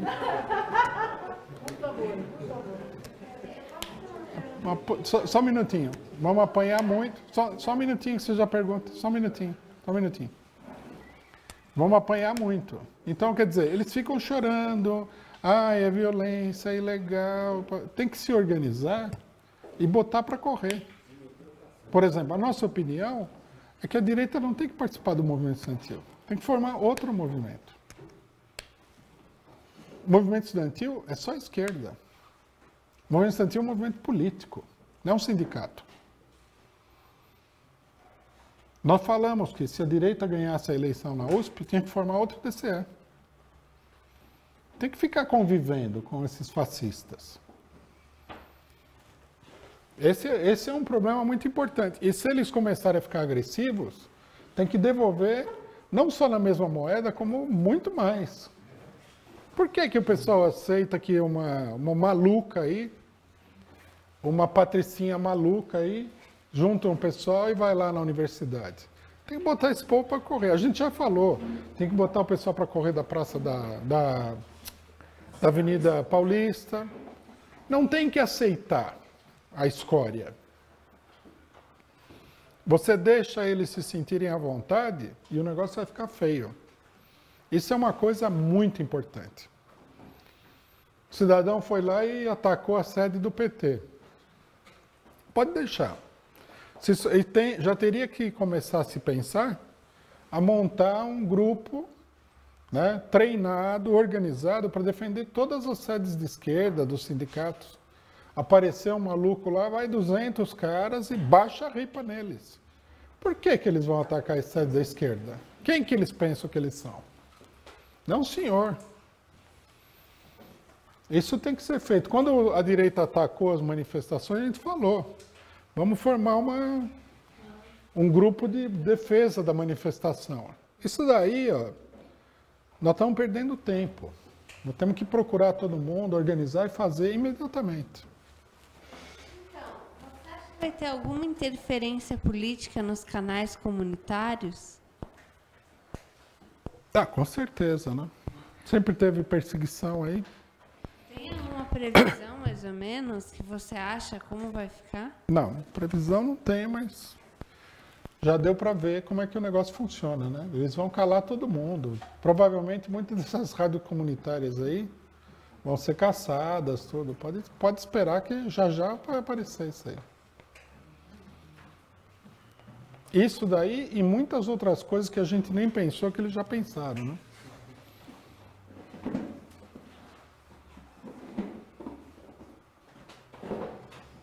Para se a direita ganhar a eleição em São Paulo, precisa distribuir um panfleto aí.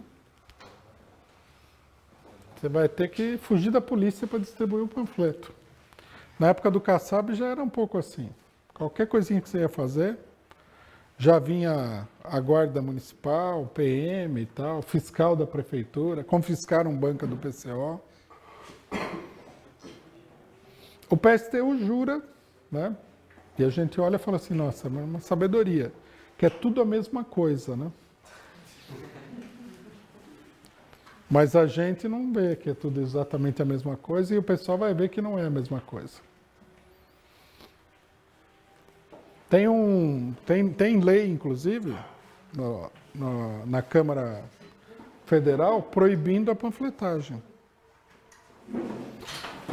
Vocês viram o caso das velhinhas lá que foram pichar em Brasília? Eu não sei o que deu. O que deu? Deu que as velhinhas vão ser processadas por crime ambiental. E presas? Não vão ser presas agora, mas é crime. Não é que o problema é que elas estão fazendo propaganda política. Precisa defender o ambiente, coitadinho do ambiente. Não é que eles vão proibir a panfletagem que eles não querem que você se expresse. É que não pode sujar a rua. Mas imagine São Paulo, uma cidade tão limpa. O cara vai jogar um panfleto no chão lá. E depois a tinta, né? Tinta é um negócio tóxico. Papel também é antiecológico, não é? Não pode colocar outdoor, não pode colocar banner, porque a cidade tem uma cidade linda como São Paulo. Aqueles prédios maravilhosos, aquelas casas todas pintadinhas, bonitinhas e tal. Aquela arquitetura linda, né, na cidade. Imagina se você colocar um banner em cima. Se fosse fora Dilma, ninguém ia ver, né? Não, se for fora Dilma, não. O pessoal, no momento que teve as manifestações, foi todo mundo lá e pregou cartazes. Agora, já nós vamos ver como é que vai ser para pregar um cartaz. Isso daí é uma ditadura, né? Eles vão apertar o cerco. Muito.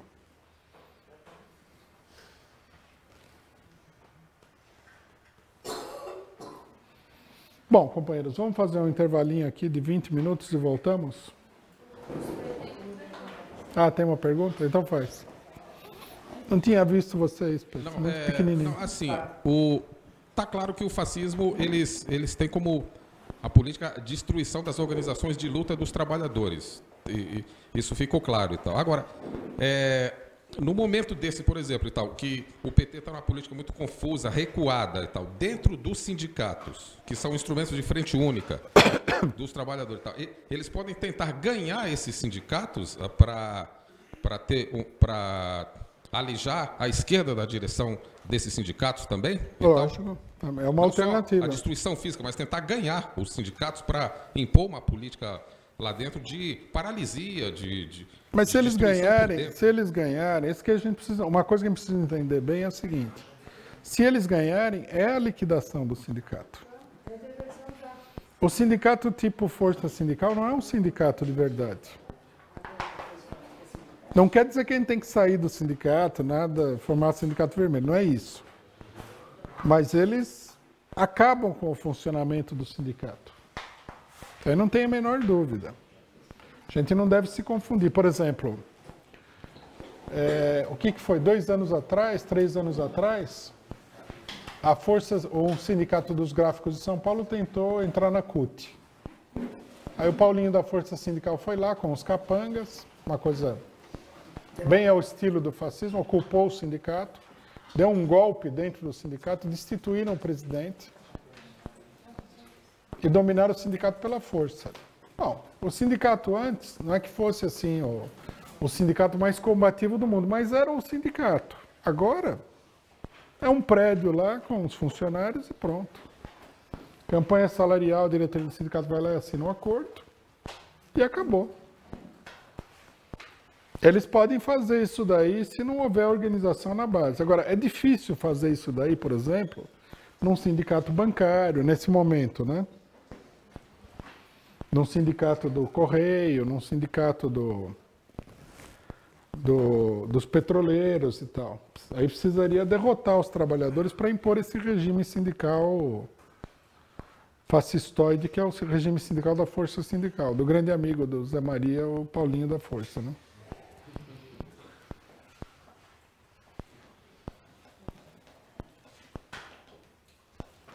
Intervalo?